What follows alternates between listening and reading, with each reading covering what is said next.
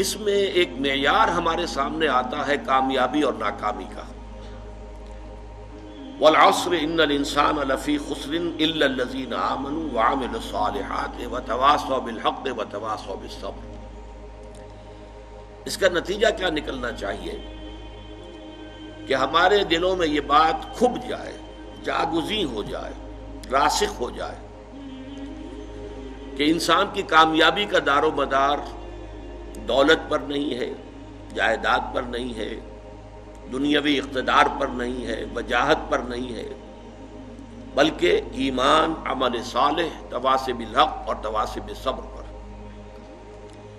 گویا کہ اگر یہ چار چیزیں نہیں ہیں تو خواہ کوئی فرعون اور نمرود کسی بادشاہت کا حامل ہو یا قارون کی طرح کے خزانوں کا مالک ہو یا اسے دنیا میں کسی بھی اعتبار سے بہت شہرت حاصل ہو گئی ہو، لیکن وہ شخص ناکام ہے، نامراد ہے، خائب ہے، خاسر ہے.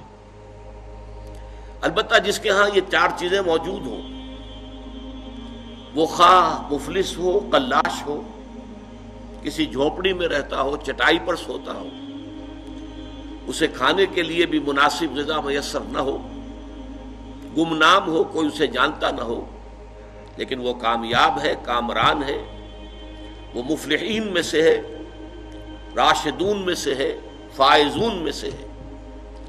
اس چیز کا دل میں کھپ جانا بہت ضروری ہے. اسی سے ہمارا طرز عمل معین ہوگا، اسی پر ہمارا دار و مدار ہے کہ ہم زندگی میں کیا رخ اختیار کرتے ہیں.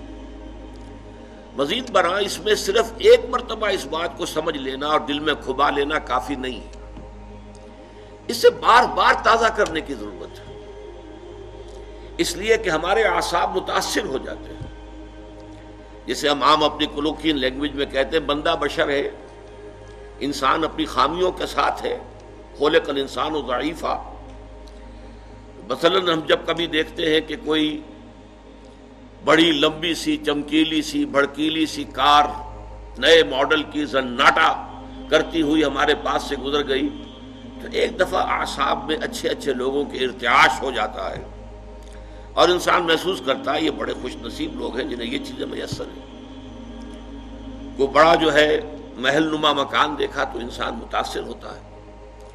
اس تاثر کو قلب سے دھوتے رہنے کے لیے ضرورت ہے کہ اس معیار کامیابی اور ناکامی کو ذہن میں تازہ کیا جائے بار بار.